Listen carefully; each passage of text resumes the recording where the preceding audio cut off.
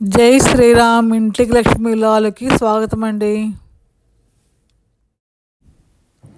సరే మా గార్డెన్లో వచ్చిన బీరకాయలు, పచ్చిమిర్చి, కొంచెం పువ్వులు మా మనవరాలు కోసుకొచ్చిందండి. మన గార్డెన్లో వచ్చినవే. ఈరోజు నేను మీకు హెల్తీగా మునగాకు పచ్చడి చేసి చూపిస్తున్నాను చూడండి. చాలా బాగుంటుంది. ఆషాఢ మాసం కదా, చేసుకుంటే మంచిది. దానికి కావాల్సింది మునగాకు శుభ్రంగా కడిగి ఒలిచి ఉంచుకోవాలండి. దాని తర్వాత కరివేపాకు,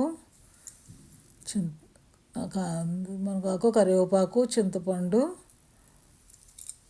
నువ్వులు, చింతపండు, మినపప్పు, ఆవాలు, మెంతులు, ఎండుమిర్చి, ఉల్లిపాయలు కూడా ఎక్కువ తీసుకోండి, కొంచెం బాగుంటాయి వేసుకుంటే. సాల్ట్ చూసి తగ్గట్టు వేయించుకోవడానికి వేరుశనగ నూనె, నువ్వులను కూడా వేసుకోవచ్చు మీకు కావాలంటే. నేను వేరుశనగ నూనె వేస్తున్నాను. చాలా బాగుంటుందండి, చేసి ట్రై చేసి చూడండి మీరు. ఎమ్మీగా ఉంటుంది. ఆషాఢంలో మునగాకు పచ్చడి తింటే చాలా మంచిది ఒంటికి. మన గార్డెన్లో వచ్చిన ఇది బచ్చల కూర అండి. కడిగి ఉంచుకున్నాను, నీటిలో నానబెట్టి కడిగి ఉంచుకున్నాను. బచ్చలపప్పు ఫ్రెష్గా బచ్చల కూర పప్పు చేద్దామని ఈరోజు. మన అందులో ఆకుకూర అనుకోకుండా ఆకుకూరలతో రెండు సమయం అయిపోతున్నాయండి.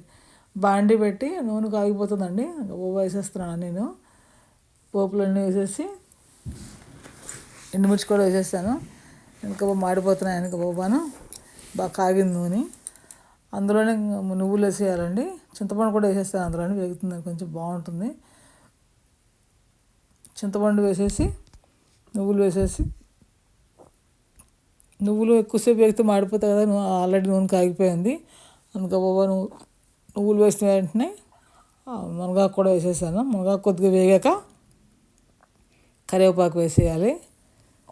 రెండు కొద్దిగా వేగిన తర్వాత కొంచెం వెల్లుల్లిపాయలు వేసేద్దామండి పైన.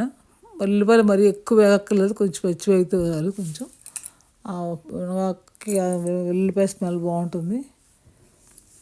తర్వాత కరివేపాకు కూడా వేసేసాను. కరివేపాకు కూడా బాగా వేగాలి.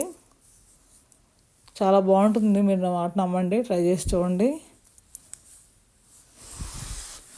రుచికి రుచి, ఒంటికి మంచిది కదా, హెల్త్కి. ఆషాఢంలో మునగాకు తినాలంటున్నారు. బాగా వేగిన తర్వాత వెల్లుల్లిపాయలు వేసేయాలండి.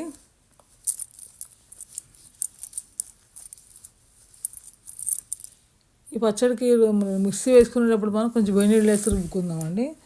చన్నీళ్ళు కాకుండా కొంచెం వేడి నీళ్ళు, చల్లారబెట్టిన నీళ్ళు. తెలుసు కదా, పప్పులోని వాటిలోని కూడా నేను కొంచెం పలచం చేయాలి అంటే, చిక్కగా ఉందనుకుంటే కొంచెం వేడి నీళ్ళే పోస్తానండి. చల్ల నీళ్ళు పోస్తే అస్సలు టేస్ట్లు బాగోవు, పాడైపోతాయి.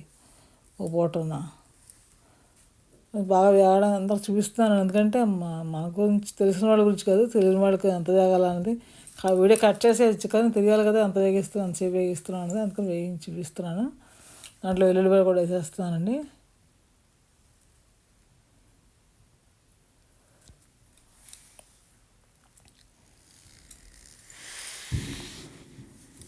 సాల్ట్ కూడా వేసేద్దాం తర్వాత. కొంచెం వేగిన తర్వాత సాల్ట్, హిమాలయన్ సాల్ట్ చేసి తగ్గట్టు.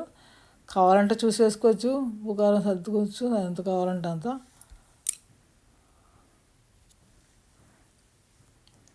చాలా బాగుంటుంది పచ్చడి అండి, నా మాట నమ్మండి. ఇంకా టేస్ట్ తగ్గట్టు సాల్ట్.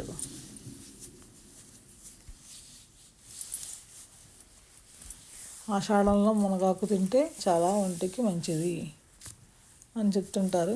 ఎందుకు తెలియదు, వర్షాకాలం అనుకుంటా, ఎందుకు తెలియదు నాకు, అందులో బెనిఫిట్స్ ఉన్నాయని. తినడం వల్ల పెద్దలు చెప్తుంటే నాకు తెలుసు. మీకేం తెలుసు చెప్పండి, ఎందుకు తినాలంటారని. చల్లారిన తర్వాత మనం మిక్సీ జార్లో వేసుకుని కొంచెం వాటర్ వేసుకుని ముందు కొంచెం నలిగిన తర్వాత మేము వాటర్ వేసుకుందామండి. కొంచెం ఎక్కువ వద్దు, కొద్దిగా వేసుకుందాం.